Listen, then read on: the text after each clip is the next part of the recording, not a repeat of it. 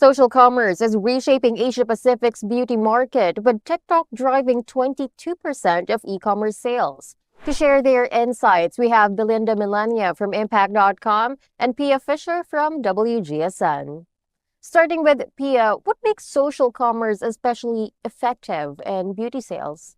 Shoppers are really seeking inspiration and seeking education about their beauty products from social media in the product discovery stage. And platforms we're seeing like TikTok are really bridging that content to commerce gap in beauty purchasing decisions. Platforms like TikTok are allowing brands to convey their impactful storytelling by demonstrating products, by demonstrating techniques, even textures we've seen have been super successful on TikTok. And that kind of brings me on to the second reason, which is that beauty we know is also a recommendation driven category.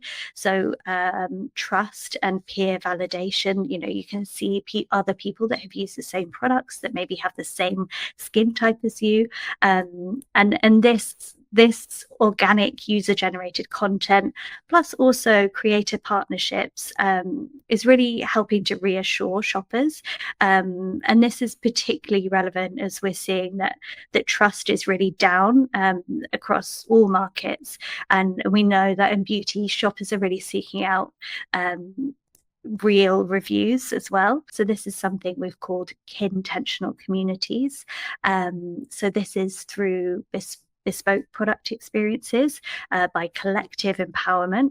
And we're really seeing TikTok being used by consumers to create their own digital third spaces, their own kind of beauty safe spaces to discuss, to share knowledge about niche demands. Well, I think beauty is such an emotionally driven and community-led category. So people really trust what others are sharing.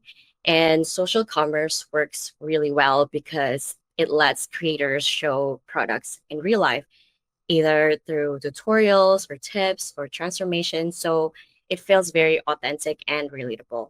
So platforms like TikTok, Instagram, and YouTube, they blend entertainment, education, and shopping all in one place. And that's what makes social commerce so effective in beauty because it connects the inspiration and purchase instantly.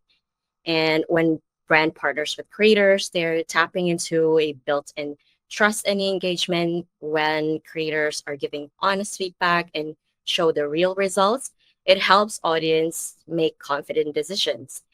And with affiliate marketing, brands can actually track performance through the links and conversions. So it is a win-win for both sides. But with TikTok specifically, how is it shaping consumer behavior in skincare? Belinda? It's no longer just about traditional ads. It's now about real people sharing their routines, results, and even some side effects, which makes everything feels very honest and really relatable. And then, according to Impact.com e-commerce influencer marketing report that we had this year, TikTok is now the third most widely used social media platform in Southeast Asia, and it continues to grow rapidly. And I also just came across this article in the Straits Times highlighting TikTok Shop's popularity and how creators are shaping the platform. And one key point it made was that people don't usually go on TikTok planning to shop. They don't just come to TikTok having a shopping list. They go for the entertainment, which makes very sense. But that's exactly what makes it so powerful because in just a few clicks, someone can go from watching a cute little fun video to making an actual purchase. We've seen user-generated content amplify ingredients trends. So one recently that we picked up in our TikTok analytics reports was glucocollagen.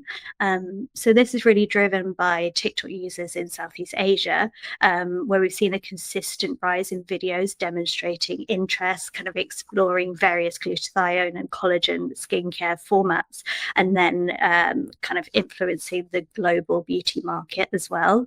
And then equally, hashtags like teen skincare have really surged, with teen and preteen led content being evidenced kind of with their influence on peers and also of their product choices. And I think ultimately, kind of to summarize it, TikTok is shortening the path from discovery to purchase, with viral products often selling out quickly after trending just on TikTok. And we've seen brands, including Wonderskin, they're a US brand. They have seen viral sellout success on multiple SKUs thanks to just TikTok Shop. And we know, I think a stat that came through that summarizes this really nicely is that users are 1.5 times more likely to buy immediately after discovering on TikTok. Although we are hearing a lot of positive notes, what risks, or are there still risks that beauty brands may face in relying on social platforms? Relying on TikTok alone as a trend forecasting tool, or simply just, tracking a growth in a hashtag or its decline, is not strategic enough for making business decisions.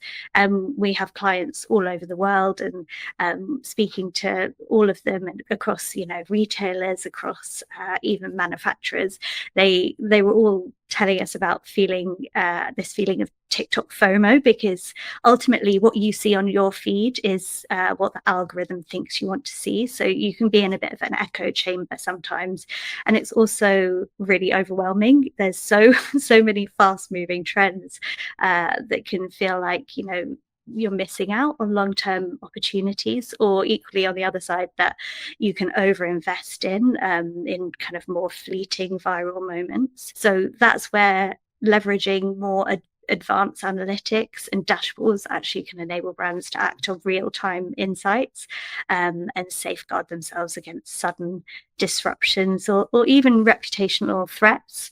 And I think that's kind of what makes the way that we forecast using TikTok a little bit different, because we look at things like audience demographics that are engaging with hashtags. We look at the engagement, the longevity of trends, but we also monitor sentiment as well, which allows brands to just be way more strategic when they're planning their social content, when they're planning their buying, or even as they're looking to the next 2-3 years ahead and planning R&D. A single negative review or controversy can spread fast and impact a brand's reputation. And then viral trends might drive short-term sales, but they don't always build long-term loyalty, which I think makes it essential to diversify channels and maintain direct relationships with the customers. Measuring ROI is also another challenge, because without a proper tracking, campaigns can be a waste of budget or even lose credibility. And there's also a risk when partnering with creators who are not fully aligned with the brand, because it may feel like the content feels inauthentic, and it can also dilute the overall message. And so I think that's why platforms like impact.com are so valuable, because from my experience, they help brands find the right creators, track their performance, and also analyze the end result. Thank you so much for your time today, Belinda and Pia. Looking forward to having you both back on the program. Thank you. Thank you so much. Once again, those were Belinda Melania, Creator Consulting Manager at Impact.com, and Pia Fisher, Head of Beauty at WGSN. For more news, visit RetailAsia.com.